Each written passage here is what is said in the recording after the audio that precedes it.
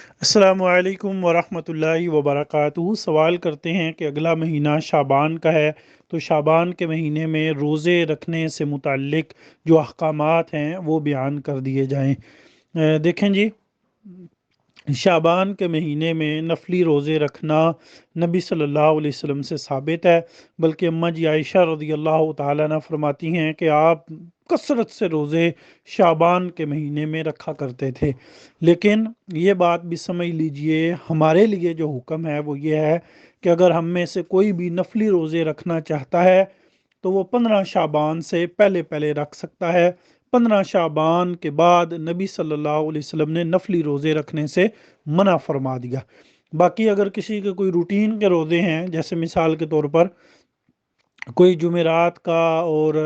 سوموار کا روزہ رکھتا ہے، تو وہ روٹین والے روزے وہ 15 شعبان کے بعد بھی رکھ سکتا ہے۔ اسی طرح اگر کسی کی پہلے سے کوئی روٹین ہے کہ وہ ہفتے کے 3 دن روزے رکھتا ہے، 4 دن نہیں رکھتا، یا 1 دن روزہ رکھتا ہے 1 دن چھوڑتا ہے، تو وہ جو روٹین والے روزے ہیں وہ 15 شعبان کے بعد بھی رکھے جا سکتے ہیں۔ باقی اسی طرح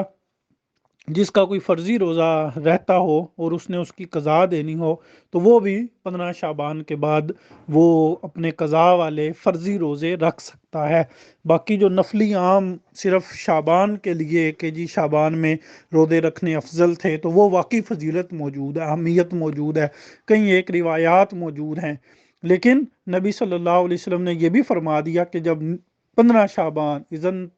تصف الشعبان فلا تصوموا، جب نصف شعبان گزر جائے پھر روزے نہ رکھو۔ اس کی ایک وجہ اور سبب بھی ہے، وہ یہ کہ ظاہر سی بات ہے اگر آپ شعبان میں کثرت سے روزے رکھیں گے تو روزے سے ایک ویکنس تو ہوتی ہے نا، آپ جب کھائیں پیئیں گے نہیں تو آگے پھر فرضی روزے آ رہے ہیں اور وہ اصل ہے، تو ایسا نہ ہو کہ آپ نفلی روزوں میں اپنے آپ کو جو ہے وہ مکمل طور پر لگا دیں اور فرضی میں پھر سستی ہو جائے یا بیماری ہو جائے یا کوئی بھی مسئلہ بن جائے۔ اس لیے 15 شعبان کے بعد کوئی روزہ نہ رکھا جائے تاکہ آگے پھر آپ مکمل طور پر رمضان کے لیے تیار ہوں۔ باقی روٹین کے روزے، ہفتے کے 2 روزے، اور اسی طرح اگر کسی کا کوئی فرضی روزہ رہتا ہے تو وہ آپ اپنے 15 شعبان کے بعد بھی رکھ سکتے ہیں۔